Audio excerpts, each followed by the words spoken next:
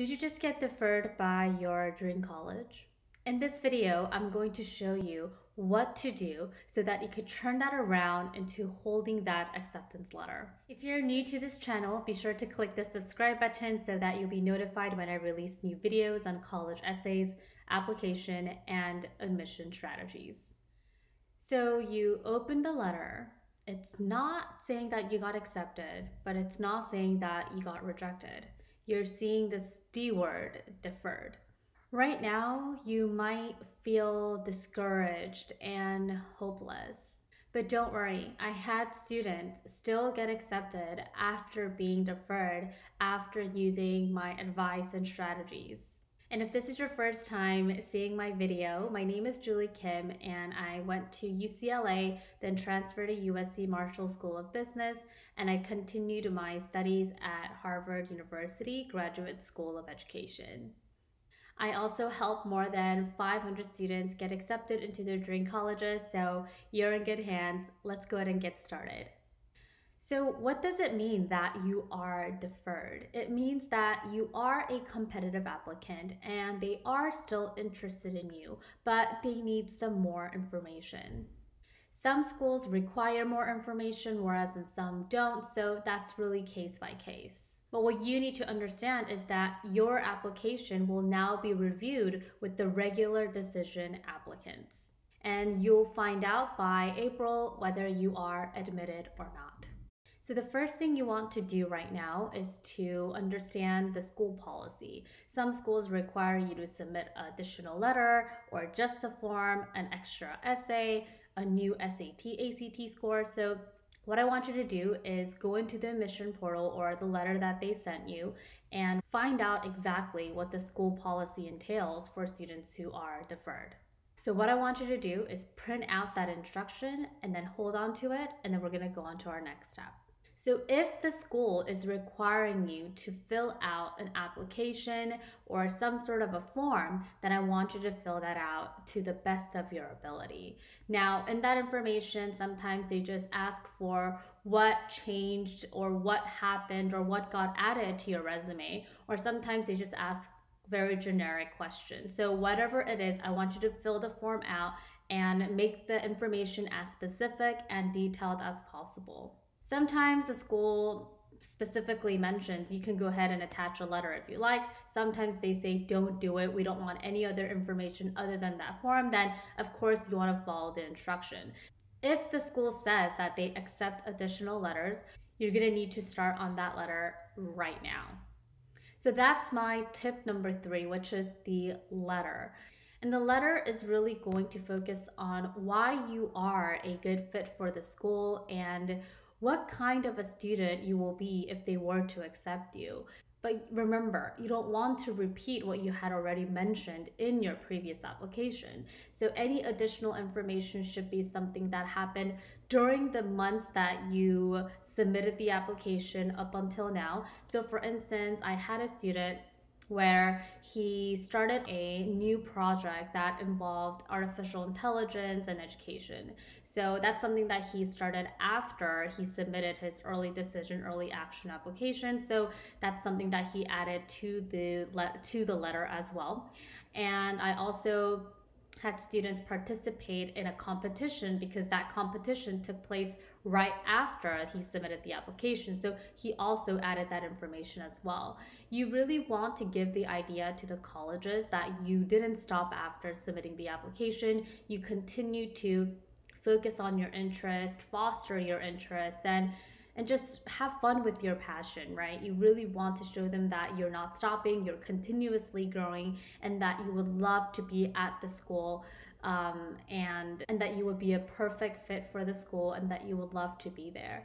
One of the most important elements in writing these letters and submitting anything to the colleges after your deferral decision is you need to be passionate about the school. I know that sometimes when you do get the deferral letter, you're like, oh, whatever.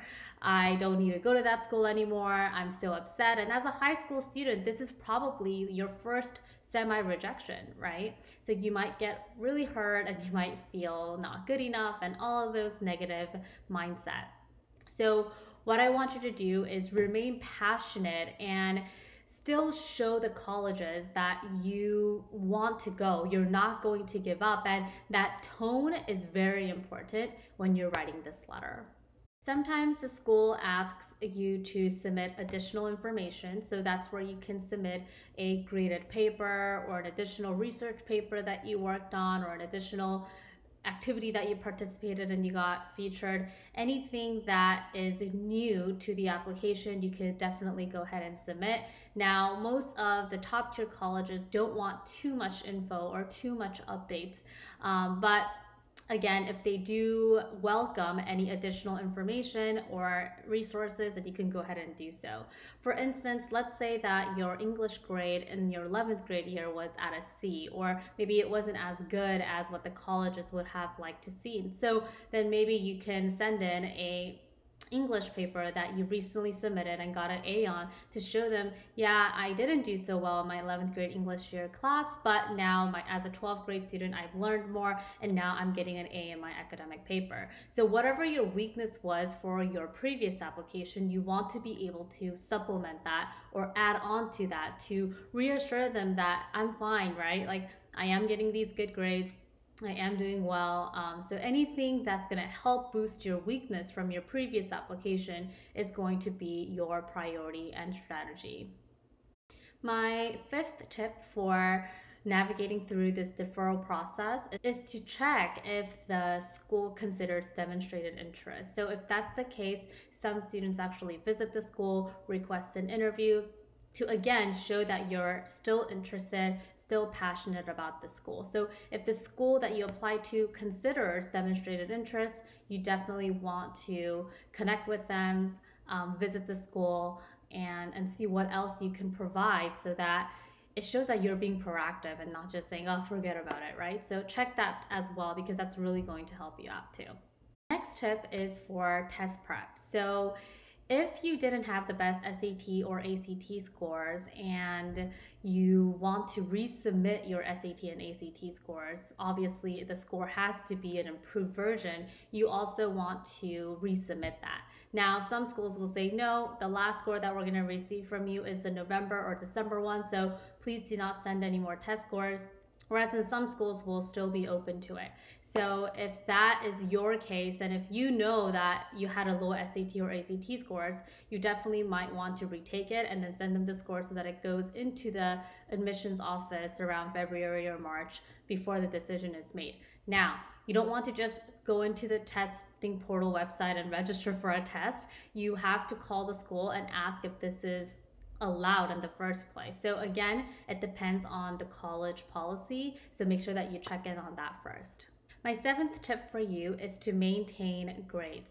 If you didn't have the best GPA, that could have been the reason why you were deferred. They probably want to take a look at your first semester senior year grades. So you want to make sure that your senior year grades are straight A's, doing really well, or at least an improved version from the previous one. So make sure that you are studying hard, getting A's on all of your quizzes and tests, and ending the semester with excellent grades, because that might be one of the reasons why they deferred you. So study hard, don't give up, and don't let senioritis affect your admission decisions. My eighth tip for you is to get in contact with the admission officer who is representing your region. What you could do is, after you send in your form and letter and all the additional information to the undergraduate office, you can go ahead and email the undergraduate admission officer who is your rep in your region to just let them know, my name is so-and-so and I just submitted the letter, and I just wanted to let you know that I'm really still very much interested in attending your school, and I just wanted to update you, and if there's anything else that I could do, please let me know. So you're basically connecting with the admission officers, just still showing that you want to be connected and you're being proactive about it. So emailing the admission rep is also a good idea. Again, you don't want to be aggressive. You don't want to sound like, oh, like you should know everything that I'm doing right now, or here's all the updates that I want to give you. You definitely don't want to do that. You want to keep it professional. You want to show your enthusiasm. So make sure that the emails that you send are professional, because sometimes, I mean, I've worked with so many high school students in the past 10 years, and I get very inappropriate emails or informal emails from high school students too. And I'm not saying that there's anything wrong with that. Of course, when I was in high school, I'm pretty sure I wasn't that professional to begin with, but this is your last chance to get accepted into these schools, right? So you really want to show that you are polite, you have manners, and that you are professional. So find out your region rep and get the email set up so that you can start communicating with them as well. My last tip for you is to stay passionate about the school. That's the most important component.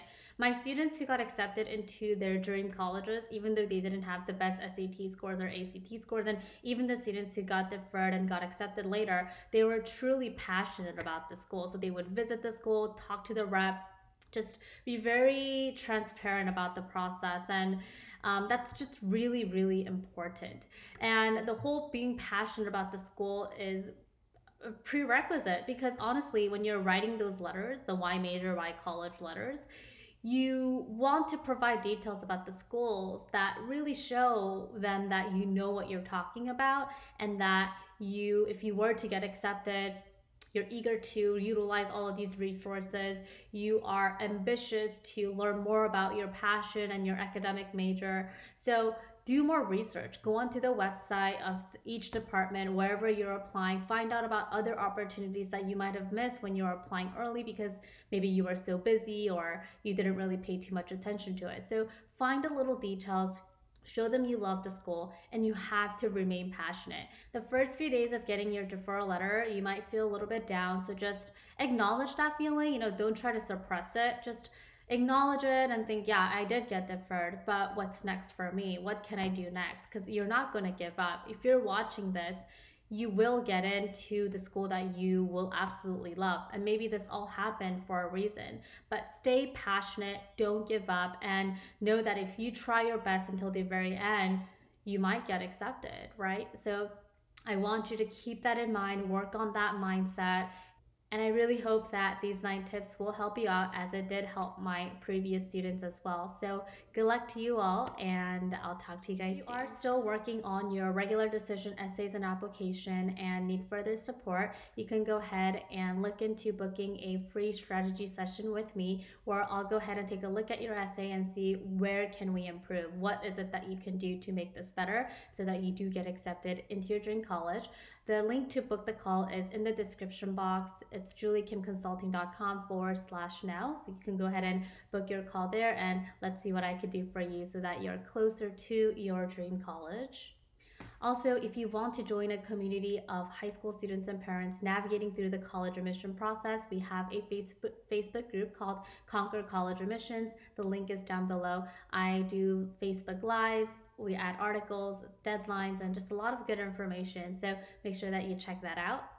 Also, I am the host of the Mystifying College Admissions podcast, where I invite guests and experts from all industry. That includes pre-med, engineering, education, also from college admission counselors. We just have a lot of experts coming in to talk with us. So if you need a dose of inspiration and enthusiasm and a little bit more passion to get you going, then check out our podcast, and the link will also be down below as well. Be sure to hit subscribe, give it a thumbs up, leave a comment down below, letting me know if this was helpful or not.